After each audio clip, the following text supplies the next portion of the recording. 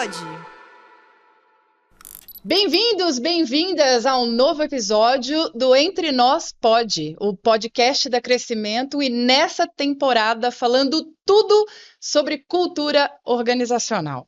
E não só isso, a gente também traz convidados muito especiais e hoje não vai ser diferente. Eu tenho o prazer de receber um grande parceiro da Crescimento, Rodrigo Balma, que eu já vou passar a palavra para ele para vocês conhecerem um pouquinho da história, e a quem eu tive o privilégio de conhecer há muito pouco tempo, sabendo que temos algo muito em comum, né, Rodrigo? Que é... Quanto mais a gente fala, mais coisa em comum aparece. Exatamente, que é a nossa vida pregressa em RH. Eu há mais de 20 anos nessa trajetória de RH e agora como sócia-diretora da Crescimento, e vou ter o prazer de conduzir esse episódio junto com vocês.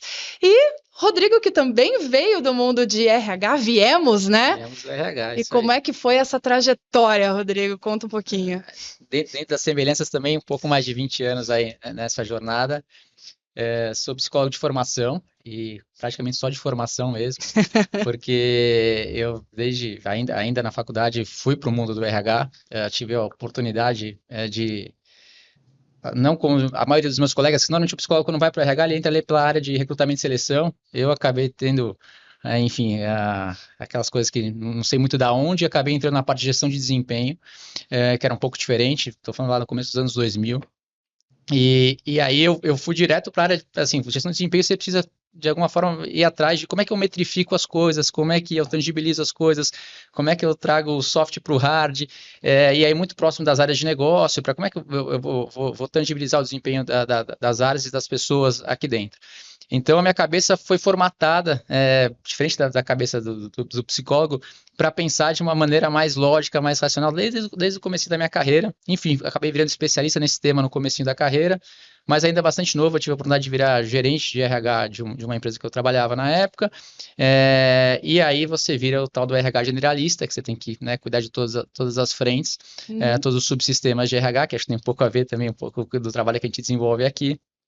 E aí fui passando por diversas empresas e segmentos diferentes, que também hoje, olhando para trás, faz muito sentido quando a gente fala de cultura, porque eu trabalhei em empresa de energia, empresa de publicidade, mídia, eventos, rede de restaurantes, metalúrgica, empresa francesa, inglesa, japonesa, brasileira, Nossa. empresa de dono, empresa estatal, empresa de capital aberto.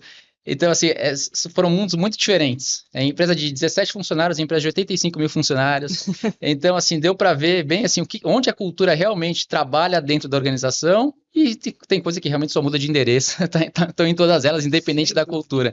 Então, agora, né, depois de toda essa jornada, você olha para trás e faz muito sentido falar sobre cultura e qual é o impacto da cultura nas organizações. E aí, 5 anos atrás, eu estava lá na posição de diretor de RH de uma empresa, e acho que um pouco daquela reflexão dos 40 anos, o que faz sentido, o que eu gosto de fazer de verdade, o que eu já aprendi, onde eu posso contribuir, e vi que a vida de consultor, para o meu jeito de trabalhar, era muito interessante. Aí fui para a vida de consultoria, hoje muito focado em cultura, a parte de gestão de desempenho continua até hoje, vindo junto comigo, e desenvolvimento de liderança, a gente acaba trabalhando bastante fortemente aí. E sendo um grande parceiro da Crescimento nesse processo todo, né? Exatamente, também principalmente na sala de cultura aqui. Exato. E cultura olhando especialmente para esse subsistema de RH, ou seja, você colocou a fome com a vontade de comer, né? Pegou toda a sua experiência, aonde toca cada uma da jornada do colaborador, até mesmo da liderança, e trouxe esses aspectos de cultura no teu trabalho, né? Exatamente, acho que esse foi até o ponto de contato aqui com a Crescimento, né? Cultura a gente olhava de uma maneira muito ampla. Agora, tá bom, eu preciso descer para realizar essa cultura de uma maneira mais intencional, né? Aonde que eu coloco ela em prática aqui dentro, né? E como eu coloco isso de uma forma organizada? E os subsistemas de RH são grandes potenciais fortalecedores dessa cultura que você quer colocar de forma intencional, através das políticas, dos processos, dos ritos, dos rituais, de práticas que existem no dia a dia, e todas elas permeiam, de alguma forma, esses subsistemas de RH, né? Tem lá seus pontos de contato que a gente pode ver aqui. Depois até a gente trouxe uma figura aqui que, de alguma forma, pode nos ajudar a enxergar isso. Mas justamente a gente faz esse trabalho, né, de olhar a partir das minhas intenções, aonde que eu aterrizo elas dentro dos subsistemas de RH e, consequentemente, vai acabar impactando a vida de qualquer colaborador que faça parte daquela organização. E aqui foi exatamente nessa conversa que vocês perceberam aqui de maneira bastante informal com o Rodrigo que nasce a ideia de trazer exatamente esse conteúdo para vocês, porque muito até, Rodrigo, das conversas que a gente tem, e diria para você que mais de 80% das pessoas com quem a gente se conecta aqui enquanto crescimento é RH, por vezes perguntam para a gente, poxa, eu quero fazer de fato um trabalho de cultura, como é que isso vai se conectar com cada um dos meus subsistemas? Como é que eu vou conduzir esse trabalho de cultura e conectar, como você bem disse, com os ritos, com os processos, com as regras, com tudo que permeia de fato o RH. E aqui a nossa produção já colocou aqui na tela, então para quem está aí com a gente visualizando em todos os canais, no YouTube, no Spotify também, vocês estão vendo aqui um roadmap, que é a jornada do colaborador. Os RH estão mais acostumados a saberem e acompanharem isso daqui, mas para quem não quer RH, você consegue mostrar um pouquinho do que isso significa, Rodrigo? Legal. Aqui a gente divide em 8 grandes momentos da jornada do colaborador, né? Então, atração e seleção, recrutamento e seleção, onboarding, desenvolvimento, promoção, retenção, separação e alumni, que eu acho super interessante. São coisas que a gente ignora muitas vezes dentro do processo de cultura e que deixam marcas e cicatrizes bastante interessantes para a gente trabalhar, que podem ser usadas, inclusive, como fortalecedores da cultura. Uhum. E aí, dentro de cada um desses 8 grandes momentos aí, vocês estão vendo um monte de bolinha colorida, mas são touch points, né? A gente consegue, inclusive, descer um pouco mais ali e encontrar esses momentos de interação da organização, do subsistema ou até da liderança com cada um dos colaboradores e olhar para esses momentos e falar assim, putz, como é que esse momento pode ser uma oportunidade de eu fortalecer a minha cultura, ou muitas vezes é uma armadilha. Porque virou um ponto cego, porque tem alguma coisa que tem aquele famoso termo. Por que isso é feito assim? Porque sempre foi feito e ninguém olha para isso, e aí isso pode estar sendo um detrator da sua cultura por um simples fato que você tem ignorado isso no seu dia a dia. E, inclusive, muitas vezes você pode se aproveitar dessa armadilha e transformar ela numa oportunidade se você trabalhar ela de uma forma, mais uma vez, intencional. E mais do que isso, né? Sabendo para onde você quer levar essa cultura. Então, a história toda de você identificar para onde você quer levar a sua organização, quais são os valores da cultura desejada, e ter isso bem definido, vai ajudar muito a você fazer esse diagnóstico de tipo, isso está fortalecendo ou está, de alguma maneira, enfraquecendo a minha cultura. Você sabe que tem uma crença, uma premissa nossa, que a cultura ela faz pela ação e pela omissão. Ou seja, não olhar para vários dos aspectos, como você bem comentou aqui, cria-se uma nova cultura também. Então, muitas vezes você pode até ter uma cultura, ter os valores, ter um set ali de comportamento, falando, não, de fato estamos indo para esse caminho, mas se não tiver uma atenção a todos esses touch points, como você colocou, todos esses processos, cada uma dessas camadas aqui, e se eles se tornam detratores, saibam que você está criando uma subcultura, uma nova cultura, e que muitas vezes é totalmente inconsciente para você. Então, de novo, aqui é a gente entender cada um desses aspectos, o quanto que isso pode promover, gerar um comportamento, gerar uma ação, uma reação a um determinado incentivo que essa jornada aqui nos mostra, né? Exatamente. Fazendo essa leitura real, assim, de vamos lá, vamos descer, vamos entender, assim, né?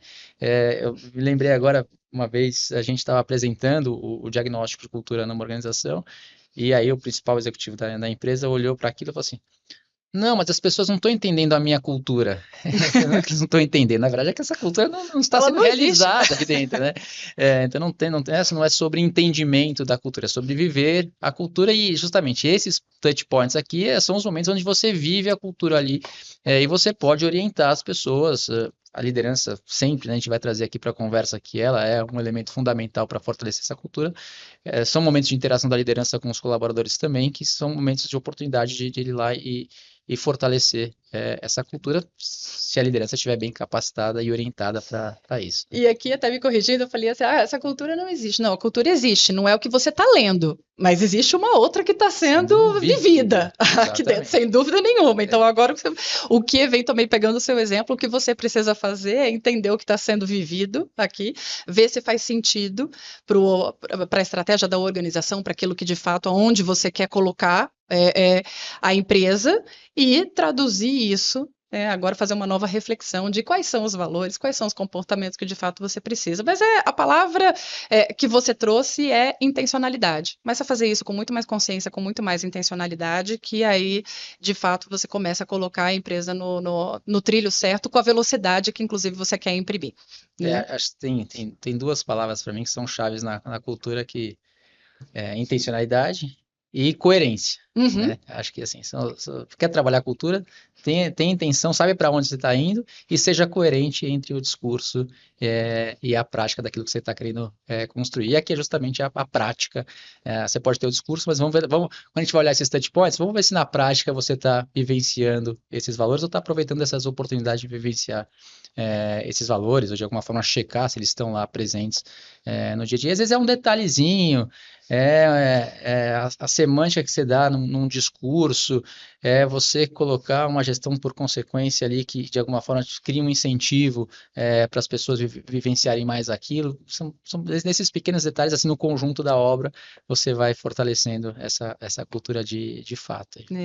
E você falou de coerência, me remeteu muito a uma coisa que também nos nossos projetos, com os nossos clientes aqui na Crescimento, e a gente também tem a oportunidade de conversar muito sobre isso, se não eu, consequentemente aqui, acho que muito do que nós falamos é a cultura em camadas, né?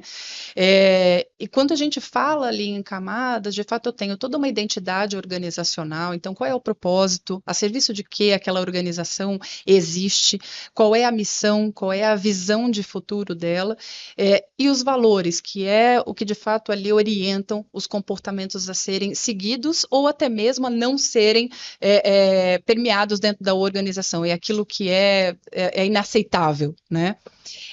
Desses valores, a gente coloca em 3 camadas. O primeiro, traduzir nos comportamentos que vão ser espelhados na liderança, e a liderança, por sua vez, cascatear isso para os seus times, que é um pouco do que a gente também vai ver aqui, não só sobre o aspecto dos líderes, o papel da liderança, mas também na jornada de todo colaborador.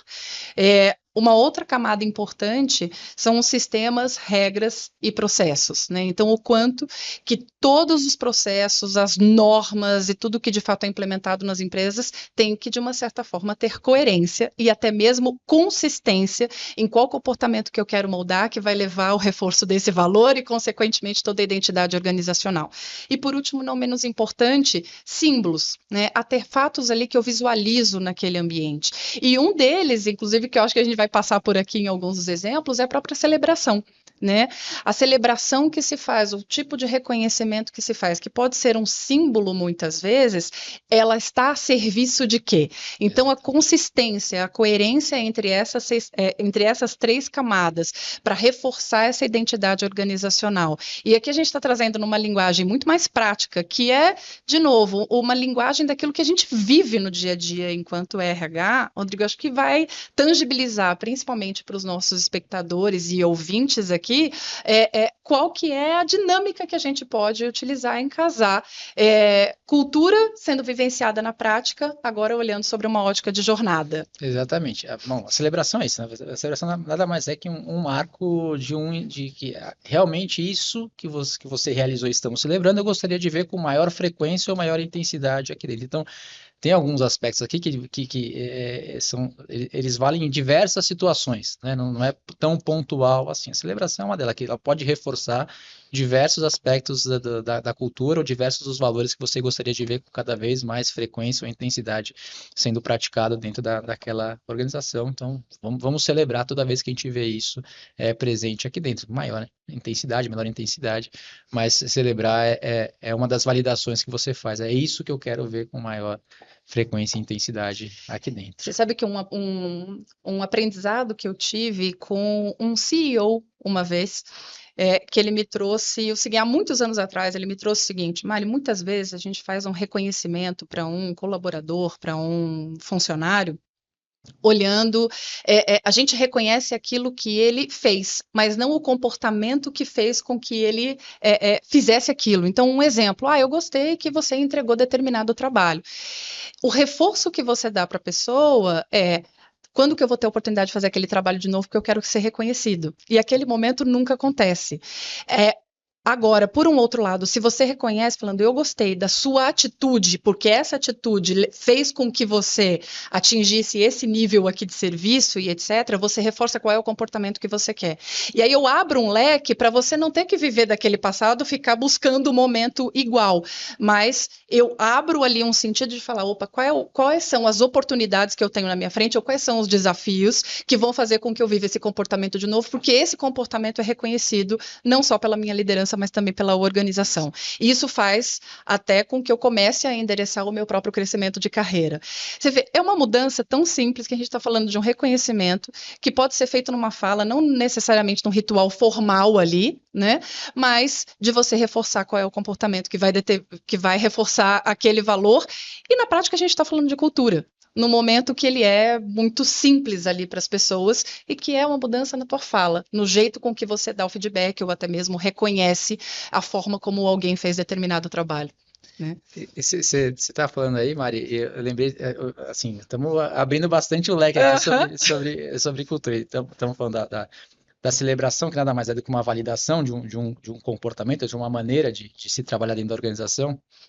Eu estava contando no comecinho, porque eu trabalhei em empresas de diferentes países, né? Diferentes países, a gente já imagina, são diferentes culturas, né? E é engraçado, por exemplo, a empresa japonesa, ela celebra muito mais o esforço do que o resultado. Assim. O resultado, ele vier, mas se ele não vier suado, ele não tem muito valor para a gente. A empresa inglesa que eu trabalhei, assim, é o resultado. Como você vai fazer? Pouco me importa, assim, entregando o resultado... E às vezes até negligencia alguns aspectos importantes do como, né? Mas são aspectos culturais diferentes. E é aquela história, quem está certo, quem está errado, acho que não cabe a nós julgar. Cabe a nós julgar se está coerente ou não está coerente com aquela cultura que eu quero passar. Nesses dois casos eram culturas muito fortes, porque era muito evidente. Você chegava naquela organização e você falava assim, não, aqui o suor é valorizado, o esforço é valorizado. Eu vou entregar um material para a minha liderança, precisa ser um book grosso. Eu preciso demonstrar o esforço para eu chegar naquele resultado. Senão não tem valor. Enquanto no exemplo da empresa inglesa aqui, era assim, quanto mais simples eu fosse na hora de demonstrar meu resultado, contanto que eu demonstrasse que eu obtive o resultado esperado para aquela organização. Um exemplo, aqui a gente cairia lá até para a parte de gestão de desempenho de alguma forma. Né? Como é que eu valorizo... a gestão de desempenho muitas vezes está atrelada com o processo de reconhecimento e remuneração, né? O que eu estou valorizando como performance dessa organização? O que eu vou olhar aqui dentro e falar, é isso que a gente quer, é isso que a gente está buscando, isso que vai levar você ao crescimento aqui dentro. E aí você pode olhar para alguns valores que você tem na cultura e falar assim, putz, de alguma forma isso está sendo evidenciado aqui no meu processo de gestão de desempenho. A gente sabe lá nas pesquisas que a gente faz aqui no Brasil que um valor que aparece bastante é colaboração entre grupos. Né? Aí você vai lá ver uma organização, tem lá colaboração entre grupos, é super importante, é um valor que a gente vive aqui, somos uma empresa de time, ninguém faz nada sozinho e tal. Aí você vai olhar o processo de gestão de desempenho.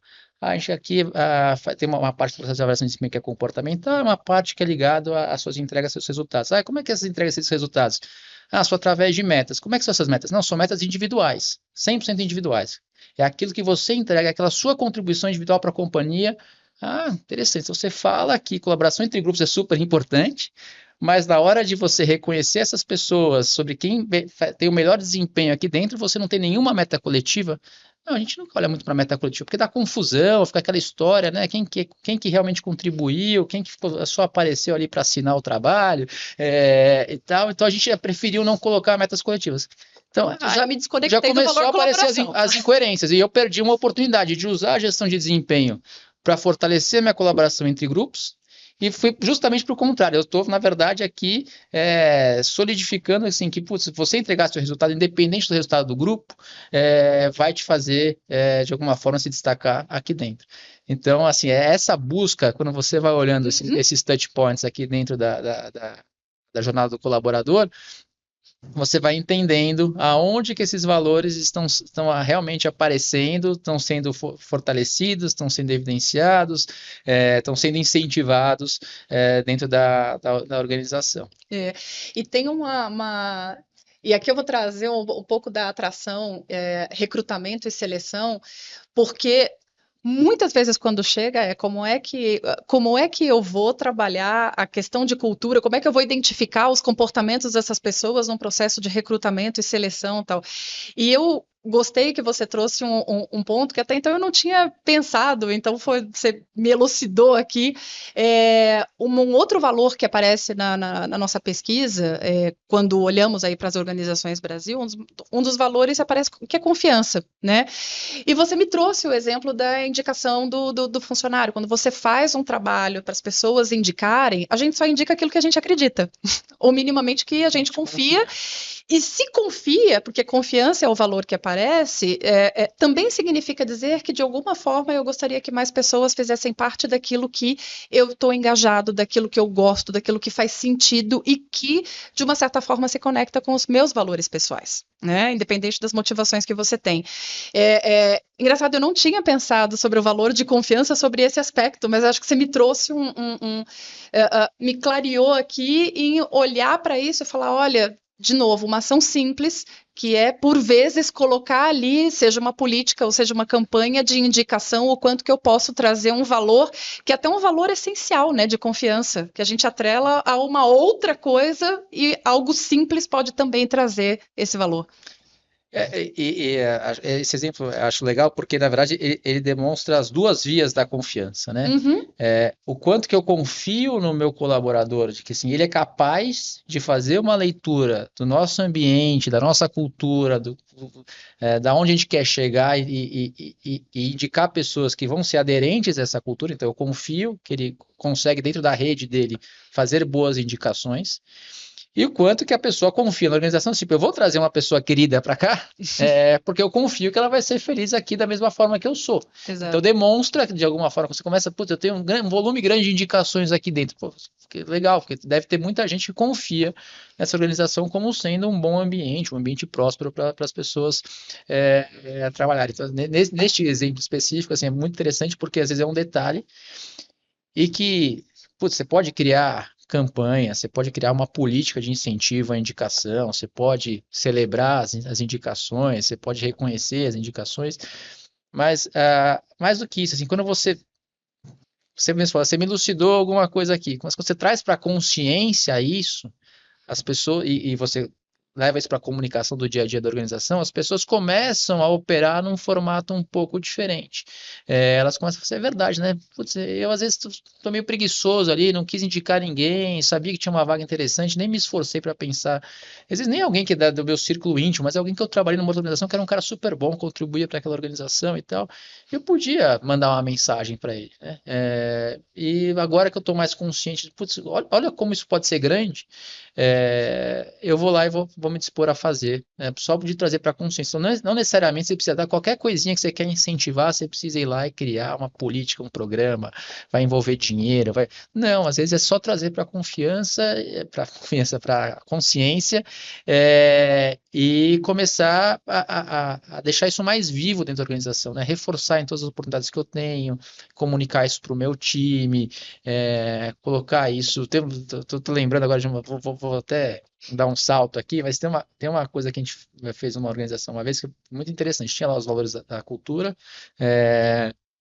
e lá tinha um símbolozinho para cada um dos valores, né? E a gente, toda a reunião, na capa, no slide de abertura da reunião, a pessoa que preparou aquele material, ela tinha que colocar que valores, ou pegava os símbolozinhos dos valores, que valores que a gente vai trabalhar ao longo dessa reunião. Mas se fosse eu vou falar de uma reunião para falar de resultado, os resultados mensais da organização. Aqui tem, sei lá, um valor nosso que é eficiência. de alguma forma tinha lá o símbolozinho da eficiência, porque falar sobre resultado é falar sobre eficiência. Então, dá para você, usando também um pouco dessas simbologias, como é que eu deixo isso vivo dentro da organização? Às vezes é usar um pouco dessa criatividade, de como eu sempre vou norteando os meus momentos, as minhas decisões aqui dentro, baseado nesses valores. E o que fica para mim do que você traz é que por vezes é uma coisa simples. Muitas vezes, vamos falar de valores, parece uma coisa muito grandiosa. Nossa, preciso fazer uma coisa gigantesca. Como é que eu falo de confiança? Ou como que eu vou trabalhar a colaboração? E o que ficou quando você deu esse exemplo da confiança? Porque para mim confiança é um valor muito profundo, é um valor muito essencial, acaba sendo até estruturante, por assim dizer. Se você está falando de relações de confiança, quando você me trouxe esse exemplo, eu falo, nossa, destravou uma coisa que por vezes é simples. E eu, ao invés de fazer política e tudo mais, como que eu comunico de uma forma que leve as pessoas, né, até mesmo a identificar a vivência desse valor, ou quanto esse valor é importante e é valorizado aqui dentro da empresa, através de uma questão da indicação, né? Então, você trabalha até o senso de pertencimento, você pertence a isso. Então, também é sua responsabilidade porque a gente confia em você, né? E, consequentemente, eu confio nas indicações que vão chegar. Para o RH, por vezes, a gente trabalha numa indicação de funcionário porque está precisando melhorar o recrutamento, porque eu quero trabalhar a qualidade do recrutamento, quero dar velocidade, né? Você vai para uma lógica muito racional. E aqui, quando você traz esse exemplo, e até falando na questão de eficiência também, é o simples que funciona, né? E trabalhar nos valores através dessa lógica pode ser mais simples do que se imagina. Eu acho que eu fiquei, de verdade, te agradeço porque ficou ali destravou, né? Um exemplo que até então não dava, vivia muito nas organizações, mas confesso, usei muito mais pela lógica da qualidade, né? Exato, da qualidade, da velocidade de recrutamento, porque também na cadeira de RH somos pressionados para isso, a depender do momento do negócio, mas que fica aí uma dica para todos os ouvintes para utilizarem disso também. Vamos para outros exemplos aqui, olhando principalmente para o onboarding, né? Acho que passando aqui de atração e recrutamento, para o onboarding, como é que você visualiza a cultura no onboarding? Vamos lá, tem bastante coisa aqui, né? Um detalhe, eu estava numa conversa outro dia, e aí surgiu esse dado, assim, né, que de todos os touch points aqui da jornada do colaborador, o touch point mais negligenciado pelas organizações é o onboard, né? E uma outra informação interessante sobre o onboard, aproveitando a oportunidade aqui, é que o que é o onboard, né? É o tempo que demora para aquela pessoa estar executando as atividades para a qual ela foi contratada na sua plena performance. Então, isso dura em torno, obviamente tem um monte de variáveis aí, mas em torno de 8 meses, né? E quando a gente vai, como é o processo de onboarding? Uns 3, 4 dias aqui no máximo. Quando não é um dia.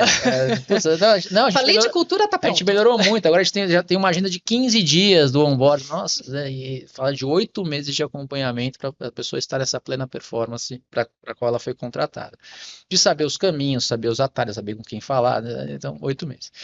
Então, vamos olhar esse onboard de uma forma mais ampla aí, para a gente, quanto mais ampla for, mais coisas você consegue extrair. Mas eu brinco que o onboarding é o momento onde a massa do pão não foi para o forno ainda. Então, ela está molinha, é mais fácil de você moldar. Depois que ela vai lá e assa, depois dos 8 meses, você querer colocar alguma coisa na cabeça de alguém, onde ela já criou todos os vícios, já achou todos os seus atalhos, ela criou os seus caminhos dentro da organização, é muito mais difícil, né? Então, aproveitar esse momento onde a pessoa está muito mais aberta a assimilar a informação da organização é fundamental. Então, sim, é super importante você ir lá, ter um bom playbook ali de integração do novo colaborador, falar da história da organização, falar dos seus valores, conhecer as áreas, conhecer o processo produtivo, conhecer um pouco do cliente, que também é um outro valor que aparece bastante nas organizações, como é que o cliente interfere nas decisões aqui dentro, saber desse poder muitas vezes que o cliente tem dentro da organização, tudo isso permeia o onboard. Mas eu gosto de trabalhar com exemplos, assim, que acho que ajuda muito a gente clarear. Então, você pega no do onboard, que não deixa de ser uma etapa do processo de treinamento e desenvolvimento do colaborador, e você tem lá, sei lá, um valor associado a mão na massa, a Uhum. intraempreendedorismo, coisas desse tipo. Eu posso criar um momento de onboarding onde as pessoas elas vão fazer uma apresentação final de tudo que elas absorveram durante o processo de onboarding. Então eu já coloco ela para ela vivenciar e aqui você não vai ficar só assistindo. Aqui você vai meter a mão na massa também. Então, dentro do nosso processo de onboarding, você vai ter, obviamente, vários momentos onde você vai absorver informações, mas você vai ter que entregar alguma coisa sobre isso também. Ou você vai ter que, no final, você tem que fazer uma apresentação de sugestões de melhoria do nosso onboarding, porque aqui a gente nunca deixa passar uma oportunidade de ser melhor, de fazer alguma coisa diferente. Então, de novo, se eu tenho o valor claro, eu vou lá, deixa eu entender o que a gente quer dizer com esse valor, como é que eu posso trazer ele mais vivo para dentro desta etapa da jornada do colaborador. E você sabe que é interessante você trazer esse dado do onboarding de 8 meses. Aqui mesmo na Crescimento, o nosso onboarding dura 3 meses. Né? Então já é um pouco diferente. E é exatamente isso. As pessoas elas vão criando ali, trabalhando em projetos, que é um pouco da essência do nosso negócio, a prestação de serviço através de projetos. E nesses projetos, eles vão tendo a oportunidade, né, de viver, de entender o funcionamento da Crescimento ao longo de toda essa jornada. Inclusive, a gente tem até um ritual final que é a formatura. A formatura desse chegado. Então, assim, agora, e é um marco, e é importante ter esse marco, né? Então, agora, é o famoso seja bem-vindo da Crescimento. Então, agora você sabe como que as coisas funcionam por aqui, o que a gente valoriza, o que nós não queremos aqui, a forma como você vai conduzir esses projetos agora. Então, agora você está apto a ir ali para os nossos clientes, porque é exatamente a nossa essência sendo trabalhada de dentro, mas para fora, para que os nossos clientes, para que todas as pessoas com quem a gente se relaciona, de fato, sintam exatamente aquilo que a gente valoriza em termos de cultura aqui. Então, ele tem todo esse trabalho aí de 3 meses nessa jornada. Então, você foi contando agora, me lembrou de uma outra coisa, né? Sobre cultura é aquilo que a gente quer, aquilo que a gente não quer, né? Ou o que a gente incentiva e o que a gente não tolera dentro da organização. E tem formatos de onboards interessantes que ele é feito muito através de histórias, né? Porque assim, as histórias que aconteceram lá dentro, alguém vai contar para essa pessoa em algum momento. Porque seja de uma forma oficial e às vezes transparente dentro do processo de onboarding, como sendo, às vezes são momentos não agradáveis, né? Mas que foram momentos de aprendizagem ou de aprendizado para a gente e que deixou claro que tem algumas coisas que a gente não tolera, que vamos evidenciar esses exemplos através dessas histórias. Então, também uma outra forma de trabalhar alguns dos valores é através de histórias que deram certo aqui dentro, no onboarding. Então, deixa eu criar algumas referências positivas aqui de como esses valores foram vivenciados. Às vezes, até trazer pessoas que de alguma forma foram reconhecidas, premiadas, funcionário do mês, essas coisas assim. Vamos trazer essas pessoas para o processo de onboarding para elas falarem da história delas aqui dentro. E, eventualmente, vamos contar de histórias tristes que a gente teve aqui dentro, mas que foram dilemas que a gente vivenciou aqui, foram decisões difíceis, mas que, eventualmente, até levou ao desligamento de algumas pessoas, porque, nesse momento, ficou claro que esse comportamento a gente não vai tolerar. Então... Não, se nós falamos que a cultura ela tem que ser revisitada continuamente, porque ela está viva dentro da organização, é através dessas histórias e desses aprendizados que, eventualmente, a gente vai lá e tendo que esse daqui é um comportamento que não só é aceitável, mas é esperado. Eu quero fortalecer cada vez mais esse comportamento.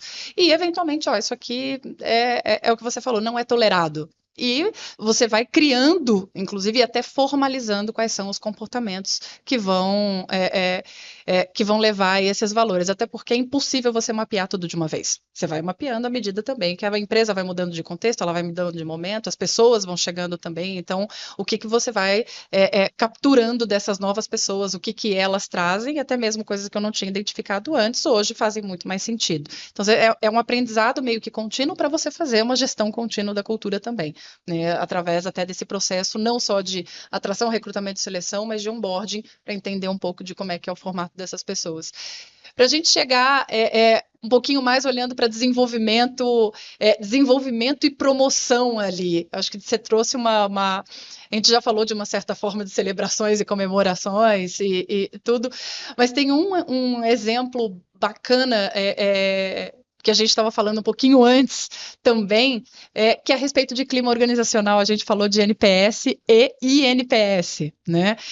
E trouxemos isso, e eu queria até que você trouxesse um pouco da sua reflexão, que eu gostei muito, que foi um dos valores que também apareceram na cultura, na pesquisa de cultura que fizemos com as empresas, é a satisfação do cliente. Parece né? com bastante frequência Aparece mesmo. com muita frequência, assim, esse olhar de o quanto que eu tô, o client centricity, ou até mesmo satisfação do cliente, ou trabalhar em conjunto ali com o cliente.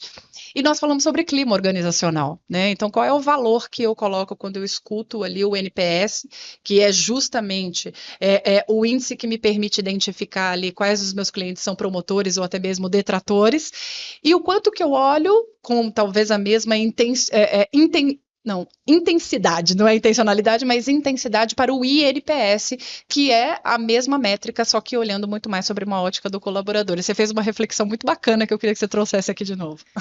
Aí tem um pouco de polêmica. Mas é bom, as polêmicas são importantes para a gente trazer aqui. Não, porque, obviamente, né, dentro do RH, a gente tem um super olhar para a satisfação do colaborador. Eu acho que essa lógica é super válida, né? Pessoas felizes trabalham melhor, e aí o clima faz todo sentido. Mas preciso monitorar esse clima, se as pessoas estiverem bem aqui dentro, elas tendem a executar melhor o seu trabalho e vira uma bola de neve bastante positiva aí. Ao mesmo tempo, eu posso ter uma cultura que eu seja super ligado à satisfação do cliente, cliente na frente, cliente no centro, em algum lugar de importante aqui dentro o cliente vai estar, e ele é uma prioridade para a organização. Então, já vi muita gente reclamando ou questionando do tipo, putz, a gente tinha uma reunião agora, tinha um one-on-one com o meu gestor, mas ele desmarcou porque deu um pepino num cliente. Eu tinha minha reunião de feedback com o meu gestor aqui semestral e ele teve que ir numa das nossas lojas ali acompanhar, sei lá, o lançamento de alguma coisa que era importante para o cliente.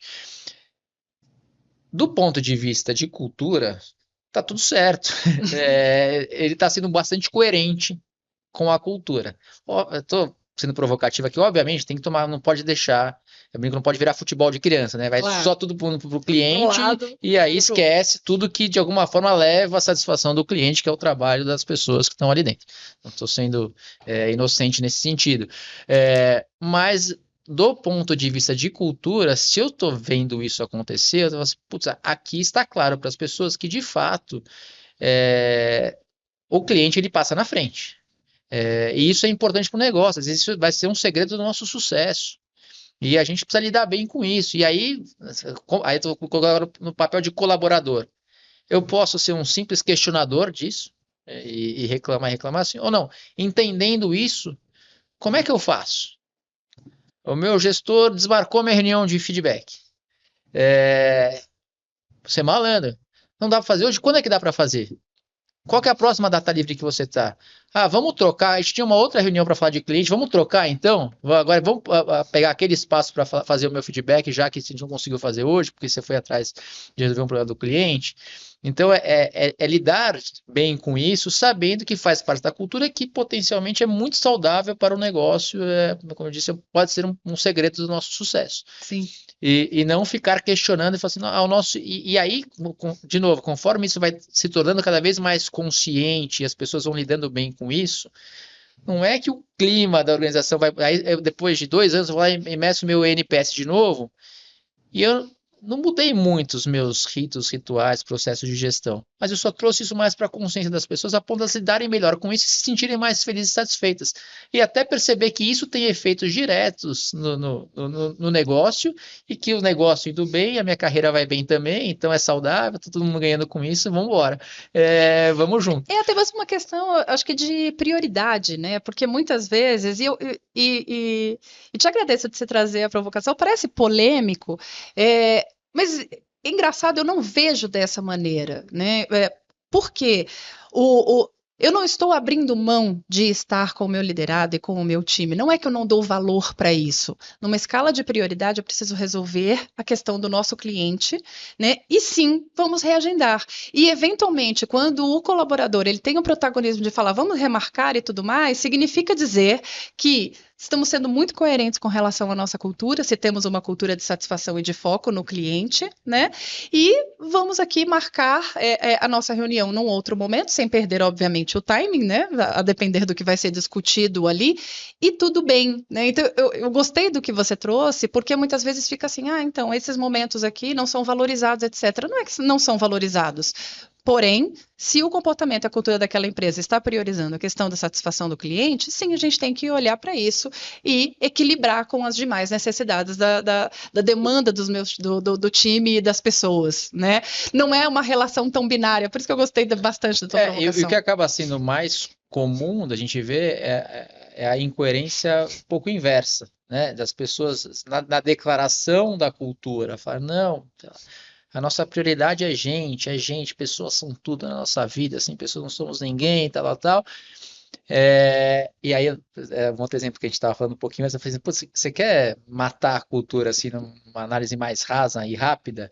É, pede para o CEO e os seus diretores, vice-presidentes, sei lá, a primeira linha de gestão, abra suas agendas, né? Vamos classificar todos os momentos que você estão, de alguma forma, é, agendados aí, pré-bloqueados aí na tua agenda. Quanto tempo está dedicado a gente aí dentro? Uhum. Quantos momentos você tem ali realmente focados em pessoas, né? Quantas reuniões de feedback você tem na sua agenda dessa semana? Quantos one-on-ones você tem? Quantas reuniões para você discursar para o time, para você comunicar os resultados da sua área ou da sua empresa para o teu time? Quantas conversas de, sei lá, brainstorm, focus group você está participando ali junto com as pessoas? Não, nada, nada. Só cliente, cliente. Então, aí tá a incoerência. Começa. Você falar que gente é tudo, mas na prática todo o teu foco e atenção do teu tempo, né? Que todo mundo fala, é o único valor que, né, que você não consegue é, ampliar, está dedicado para algo que não está dentro da sua declaração de valores. Então é um jeito fácil de você ir lá. Se estamos sendo coerentes ou incoerentes, vai olhar a agenda das principais De novo, lideranças. é o simples que funciona, né? É o simples que funciona.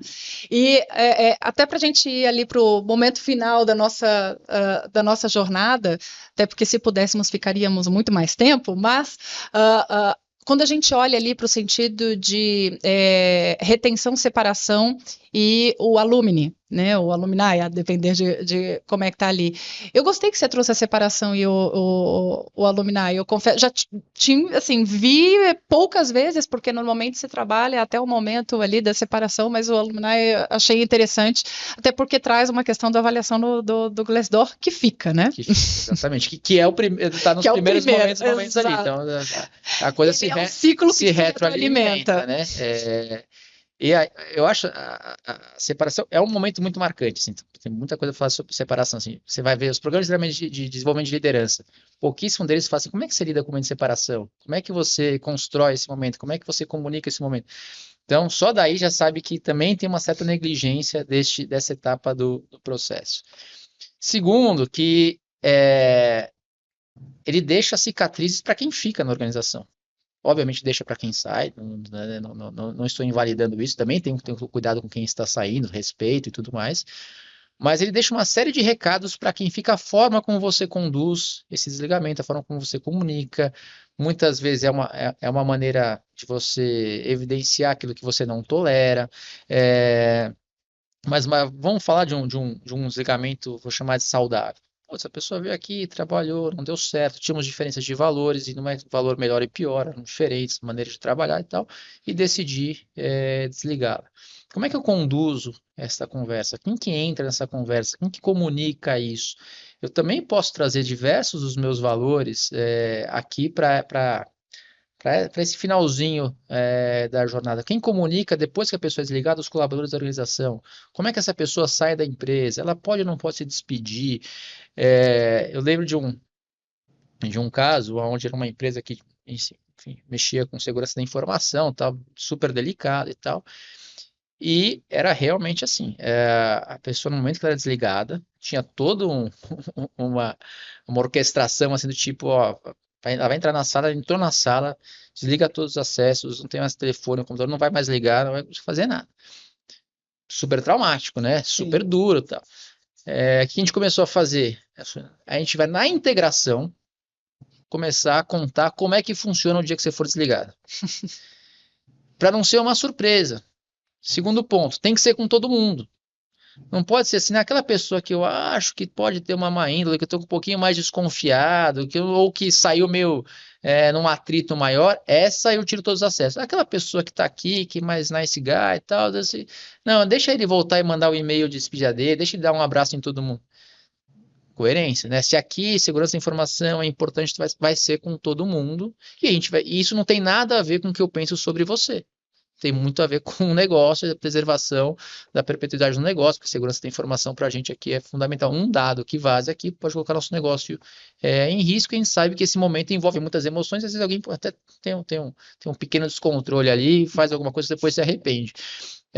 Então a gente começou a adotar isso. Você vai lá para o outro momento outro touch point aqui da jornada do colaborador, assim, como é que eu trago esse valor do respeito para as pessoas no momento duro, de uma maneira não suave de levar isso, mas quando eu comunico na integração de como vai ser seu último dia, que se um dia eventualmente você for desligado, e assim como a morte vai acontecer, a gente vai ser muito coerente com a forma como a gente vai te tratar, e não é sobre quem você é sobre a maneira como a gente achou melhor para o negócio conduzir.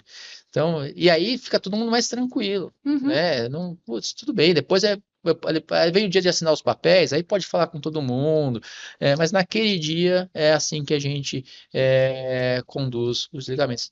E aí quem está dentro da organização fica muito mais tranquilo, se sente respeitado, tem confiança, sabe que se um dia acontecer com ele, também vai ser tratado daquela mesma forma e tudo mais.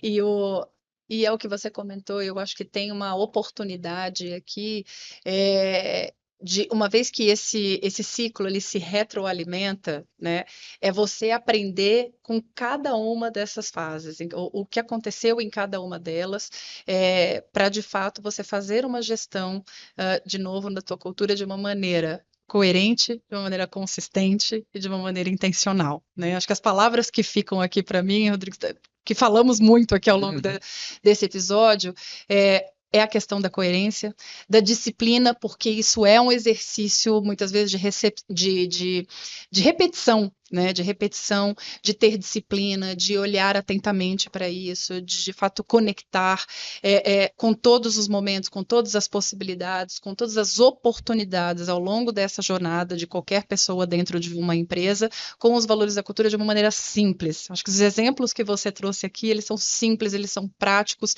e alguns deles exigem pouco esforço de implementação, né? É mais um esforço de diligência para se manter ali ativo e trabalhando para ter cada vez mais essa consistência com essa coerência, né? Se eu pudesse complementar, tem Claro. mais um elemento que acho que tem um pouco de coragem aí também, porque nessa disciplina você não vai agradar todo mundo, né? Mas assim, eu estou convicto do que eu estou fazendo, é o melhor para a organização, é o mais coerente com a minha cultura, então eu vou fazer sabendo que até num processo de adaptação ou de gestão da mudança, que num processo de transformação cultural você acaba passando, ou de evolução cultural você acaba passando, eu preciso ter essa coragem de fazer as coisas diferentes da forma do que eu vinha fazendo, sabendo que, eventualmente, num primeiro momento, nem todo mundo vai entender com tanta clareza, mas às vezes a consistência, né, resgatando a sua palavra, vai dar força para isso, e aí vai realmente aparecer na cultura de uma forma até mais natural, mas via um processo que eu intencionalmente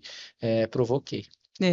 Foi um excelente complemento, na verdade, e eu já quero aproveitar aqui até para poder encerrar com essa palavra de coragem e agradecer muito, porque eu mesma recebi uma aula hoje sobre a sua perspectiva.